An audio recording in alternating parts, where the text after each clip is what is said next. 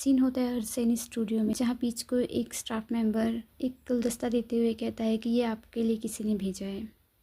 Peach को लगता है कि ये गुलदस्ता अरन के लिए मिस्टर थी ने भेजा है और वो उसे अरन के पास ले जाने लगा। ले जाते समय जो उसमें एक कार्ड था जिसपे मिस्टर थी ने कोई नोट लिखा था वो गिर जाता है और उस नोट पे दरअसल ये लिखा था कि ये गुलदस्ता तुम्हारे लिए है और इसको अगर तुमने किसी और को दिया इस बार तो मैं तुम्हारा चूरमा बना दूंगा। पीच अरन के मेकअप रूम में पहुंचता है और वो अरन को वो गुलदस्ता देते हुए कहता है कि मिस्टर थी ने तुम्हारे लिए ये गुलदस्ता भेजा है। अरन उस गुलदस्ते को लेता है और कहता है वैसे मिस्टर थी की पसंद कितनी अजीब है, और वो कहता है कि इस गुलदस्ते में उन्होंने इतने रंग बिरंगे फूल डाल रखे जो कि एक दूसरे के साथ फिट भी नहीं हो रहे हैं। तो पीच कहता है तुम्हें तो पता ही है कि मिस्टर थी की जो पसंद है कितनी यूनिक है। अरन कहता है कि अगर तुम्हें मिस्टर थी मिले तो उनको मेरी तरफ से थैंक यू कह देना। तो पीच कहता है कि नहीं, ये अच्छा नहीं लगेगा कि मैं तुम्हारी ओर से उन्हें थैंक यू बोलूँ। उन्होंने तुम्हें गिफ्ट दिया है तो तुम्हें खुद जाकर उन्हें थैंक यू कहना चाहिए। अगले सीन में देखते हैं कि वो स्टूडियो में फ़ोटो शूट कर रहे थे, तभी वहाँ पर मिस्टर थी आते हैं और पीच को लगता है कि मिस्टर थी वहाँ पर अरन से मिलने आए हैं, इसलिए वो अरन को अपने पास बुलाता है, मतलब मिस्टर थी के सामने अरन को बुलाता है। लेकिन मिस्टर थी वहाँ पर अरन से मिलने नहीं आए थे बल्कि पीच से ही मिलने आए थे। वो पीच की फ़ोटोग्राफी की तारीफ़ करते हैं। इसके बाद वो बातों बातों में पीच से पूछते हैं क्या इटालियन फूड पसंद है, लेकिन उन्होंने साफ साफ नहीं बताया कि ये किसके लिए पूछ रहे हैं। तो पीच मिस्टर थी को कहता है कि इटालियन फूड तो फेवरेट है, और पीच को ऐसा लगा कि मिस्टर थी ये अरन के बारे में पूछ रहे हैं। मिस्टर थी कहते हैं कि मैं कार में इंतज़ार करूँगा। पीच कहता है कि मैं अपना सामान पैक करने जा रहा हूँ कि वैसे भी यहाँ की शूटिंग ख़त्म हो चुकी है। सीन होता है जहाँ मिस्टर थी कार में पीच का इंतज़ार कर रहे थे। उस दौरान देखते हैं कि मिस्टर थी एक इटालियन रेस्टोरेंट खरीदने के बारे में बात कर रहे थे फ़ोन पे। तभी वहाँ पर अरन आता है। अरन को देखकर मिस्टर थी हैरान हो जाते हैं कि ये यहाँ पर क्यों आ गया, पीच क्यों नहीं आया। तभी दूसरी ओर से पीच भी वहाँ पर आता है और मिस्टर थी को कहता है कि मैं अरन को आपके साथ भेज रहा हूँ और मुझे उम्मीद है कि आप अरन का ध्यान रखेंगे। मिस्टर थी इससे बिल्कुल खुश नहीं थे अरन को अपने साथ ले जाकर, लेकिन उन्हें मजबूरन अरन को अपने साथ ले जाना पड़ता है। वो रेस्टोरेंट में अरन को लेकर जाते हैं जहाँ मिस्टर थी और अरन के बीच में कुछ बातें होती हैं यूं ही, और मिस्टर थी अरन से पीच और अरन के रिलेशनशिप के बारे में पूछते हैं, मतलब कि क्या है वो एक दूसरे के लिए। अरन बताता है कि पीच उसके बड़े भाई की तरह है और वो एक दूसरे के बहुत क्लोज़ हैं, और पीच अरन की हमेशा हेल्प करता है और वो इतने क्लोज़ है कि अरन कभी कभी पीच के घर सोने के लिए भी चला जाता है। मिस्टर थी को ये बात पसंद नहीं आती है और वो अरन को कहते हैं कि आज से ये जगह तुम्हारी हुई, मतलब जो रेस्टोरेंट मिस्टर थी ने ख़रीदा था वो अरन को दे देते हैं और कहते हैं कि आगे से पीच के घर मत जाना सोने के लिए।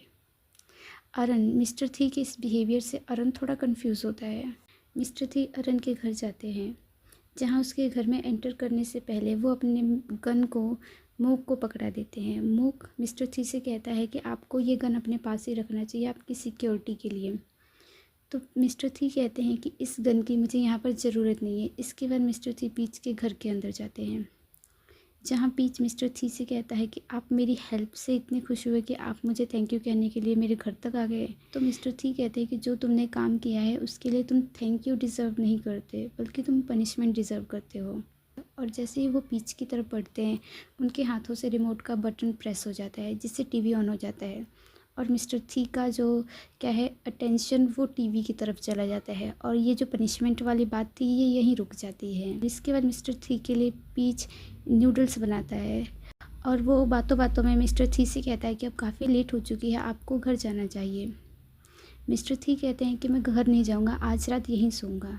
तो पीच कहता है कि आप यहाँ नहीं सो सकते। तो मिस्टर थी कहते हैं कि मुझे कौन रोक सकता है। अगले सीन में देखते हैं कि पीच मिस्टर थी को घर से बाहर ले आता है और कहता है कि आप मेरे घर में नहीं सो सकते।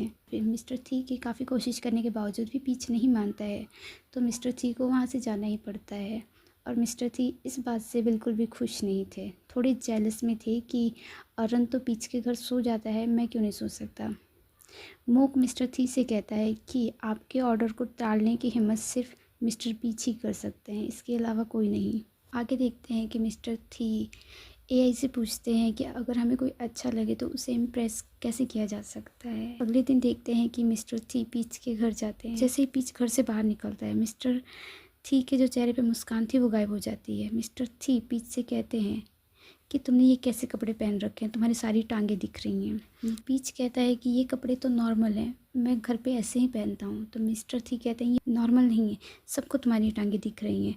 और ये बात सुनते ही मिस्टर थी के जो आदमी थे अपना सर नीचे झुका लेते हैं।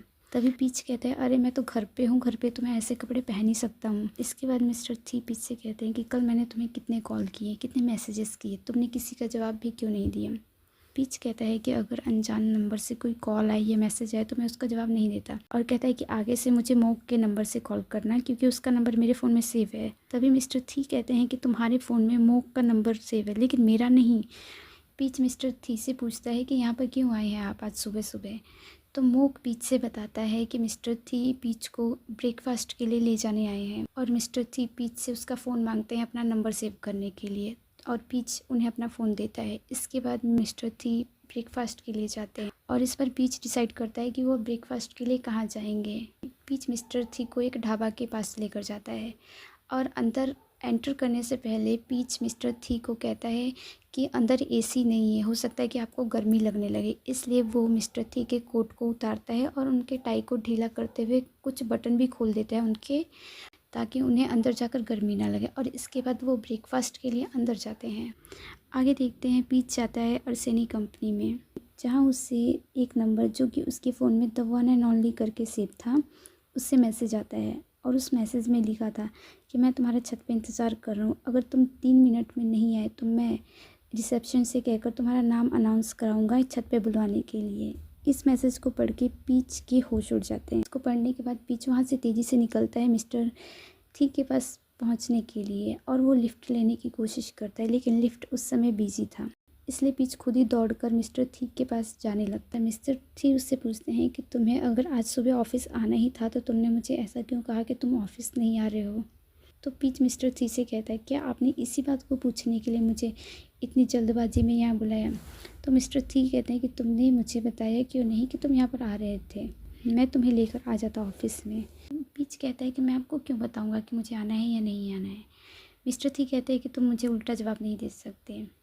पीच कहता है कि मुझे नहीं लगता कि मुझे ज़रूरत है आपको बताने की कि मैं जाऊंगा या नहीं जाऊंगा। तभी मिस्टर थी कहते हैं कि अब तो मेरा नंबर भी है तुम्हारे पास, कॉल ना सही तुम कम से कम मैसेज तो कर सकते हो, इतना भी मेहनत नहीं लगता है मैसेज करने में।